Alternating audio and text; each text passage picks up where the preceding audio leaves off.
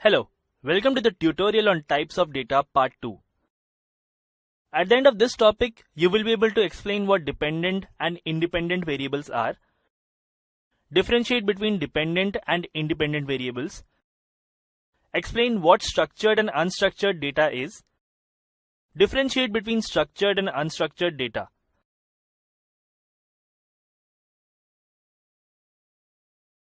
Let us begin with independent variables. Independent variables are the ones whose values do not depend on any other variables. Their values can be changed or manipulated easily. For example, the number of calls you make in a day or the amount you spend on any given day and so on could be examples of independent variables, as their values do not depend on variables in the data. Dependent variables are the ones whose values depend on other independent variables and cannot be changed easily. They bear a relationship with different variables. Changing the value of the independent variables will affect the value of the dependent variable. For example, the battery percentage of your smartphone will depend on a lot of factors, including the number of calls made or the duration of the calls. This variable, that is battery percentage, is a dependent variable whose values would depend on the number of calls and the duration of calls, which are independent variables. We will deal with dependent and independent variables while we learn about the machine learning models later in the training. The diagram given here shows the difference between dependent and independent variables.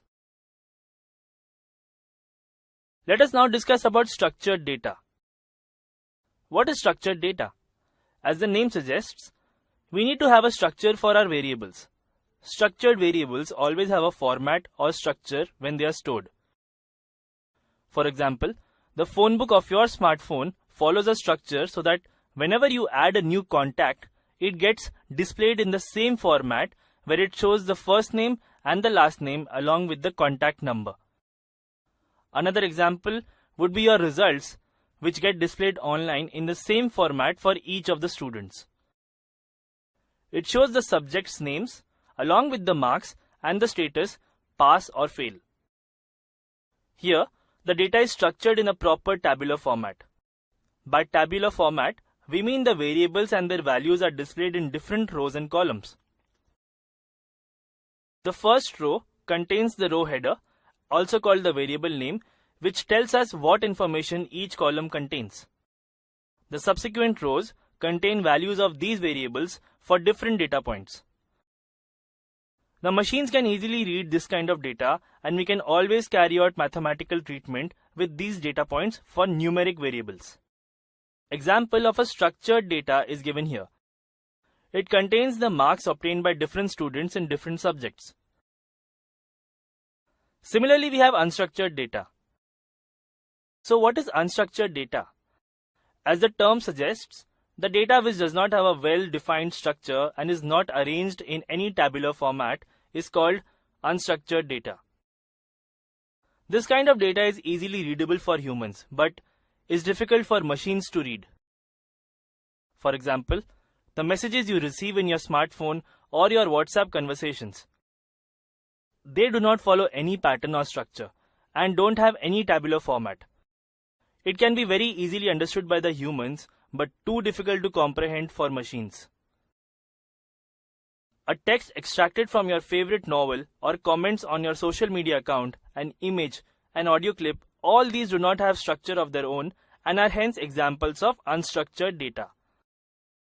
But you must be thinking, if the machines are unable to read the images or audio data, then how come the image recognition of Facebook is able to identify you once you upload any of your pictures, and how Siri or Alexa works by easily responding to your voice commands? As you are also aware that these technologies use machine learning for making smart decisions, the solution is very simple. The machines first convert the unstructured data into a structured format so that they can easily read and work with them. For example, let us consider the example discussed earlier. We have used the comments collected from social media about a particular model of a mobile phone which is not working properly. People have posted their complaints and negative reviews of the phone on Facebook. This is an example of unstructured data. So, how do machines convert this data into a structured format? First of all, Machines extract a keyword from each of the comments. The keyword is extracted based on the placement of the word in the comments and frequency of occurrence of that word. Next, it creates a matrix based on those words and assigns value to each of those words, known as term frequency, which is actually the value of frequency of occurrence in the comments. Once the matrix is created, the machines can very easily understand and read the data and work with them. Now let us consider another example. We have images of persons. Let us find out how the machines convert these images into a structured and readable format. First of all, the machine transforms and captures the images into a format where only eyes, nose, lips and jawline is visible. Next, it breaks the captured image into 128 pixels and creates an outline based on the image. Next, it assigns values and creates a matrix based on these pixel points. The matrix is unique for each person's image. Once we have the unique matrix, the machine very easily reads that data as it is in a structured format and models those images. Don't worry if you don't fully understand how unstructured data is converted into structured data.